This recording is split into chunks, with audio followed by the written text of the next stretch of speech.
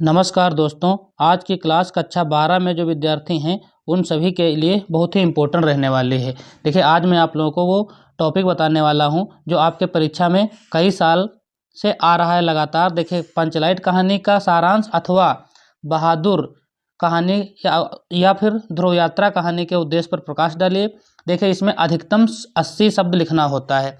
देखिए, एक बार और एक क्वेश्चन पूछा गया है, पंचलाइट अथवा बहादुर कहानी का सारांश लिखिए। ध्रुव यात्रा या फिर लाठी कहानी के उद्देश्य पर प्रकाश डालिए। तो ये पेपर में अवश्य आएगा, तो सभी बच्चे जो है इस क्वेश्चन को याद कर लें। देखिए, ये देखो, मैंने एक फोटो भी बना रखा हूँ, ठीक है, लगा रखा हूँ, गूगल से ये निकाला गया फोटो है। तो देखिए, इसी प्रकार से कुछ बहादुर का रोल इसमें रहता है। देखिए, ये बहादुर है, ठीक। अब बता दूं मैं आप लोगों को, ये जो बहादुर कहानी है इसको अमरकांत जी ने लिखा है। तो किसने लिखा है? अमरकांत जी ने लिखा है, ठीक। देखिए, अमरकांत जी द्वारा लिखी कहानी बहादुर एक मध्यवर्गीय परिवार में नौकर के साथ परिवारजनों द्वारा किए गए अत्यधिक कटु व्यवहार की कहानी है। मैं देखिए समरी बता दे रहा हूँ आप लोगों को, इसको आप लोग समझ लीजिए। एक बार ये समझ लेंगे तो आपको परीक्षा में लिखने में कोई दिक्कत नहीं होगी। लेखक जो हैं अमरकांत जी ने स्वयं कहानी का पात्र बनाते हुए कहानी की आत्मकथात्मक रूप में रचना की है।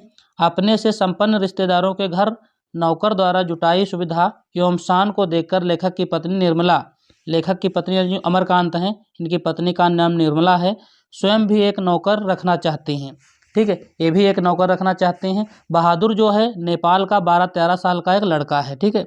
बहादुर जो कि 12-13 साल का लड़का है, कहाँ रहता है? तो नेपाल का रहने वाला है, जो अपनी माँ के दुर्व्यवहार से तंग आकर छोड़कर शहर चला आता है, ठीक है।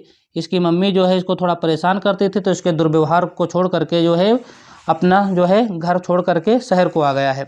और निर्मला के परिवार में नौकर रख लिया जाता है। तो निर्मला को एक नौकर चाहिए था, तो निर्मला जी जो हैं बहादुर को अपने घर में नौकर बना लेती हैं, ठीक। निर्मला और उसका परिवार बहादुर के प्रति पहले तो अच्छा व्यवहार करते हैं, लेकिन धीरे धीरे कठोरता बरतने लगते हैं।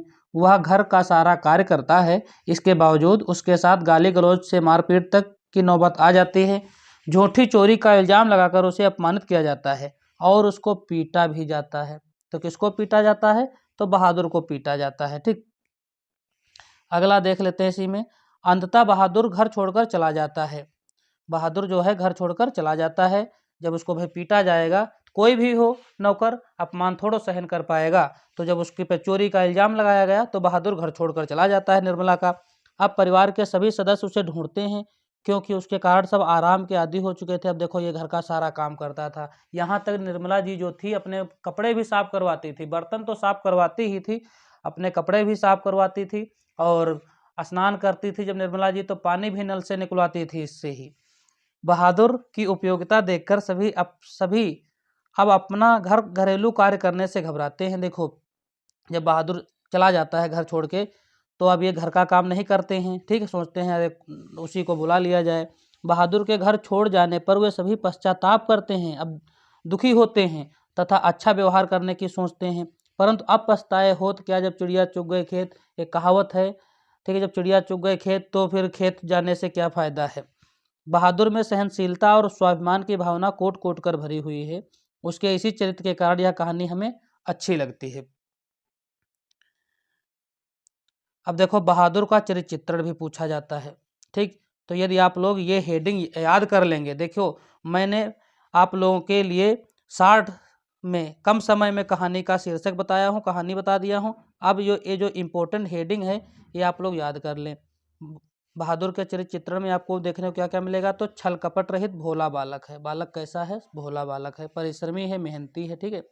हंसमुख है, मृदुभाषी है, मीठा बोलता है, ईमानदार है और सच्चा हृदय वाला है, सहनशील एवं स्वाभिमानी है, मातृ पितृ भक्त बालक है, व्यवहार कुशल है, स्नेही बालक है। यदि आप लोग ये हेडिंग याद कर लेंगे तो जो चरित्र चित्रण है आप लोगों को आसानी से याद हो जाएगा, ठीक है। तो ये हेडिंग आप लोग अवश्य याद कर लें। वीडियो पसंद आया हो तो वीडियो को लाइक करें और अपने दोस्तों को शेयर करें। देखिए, आज की क्लास में मैंने आप लोगों को बहादुर कहानी जो थी उसके बारे में बताया और चरित्र चित्रण बहादुर का बताया। वीडियो आपको पसंद आया है तो वीडियो को लाइक अवश्य करें और चैनल पे नए हों तो चैनल को सब्सक्राइब कर लीजिए। इसी प्रकार के और वीडियो आप लोगों को चाहिए तो आप लोग कमेंट सेक्शन में बताएं, वो मैं टॉपिक बताइए और मैं उस पर वीडियो आपको बना दूंगा। ठीक है, आपको मिल जाएगा।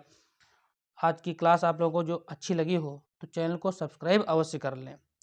Thanks for watching this video.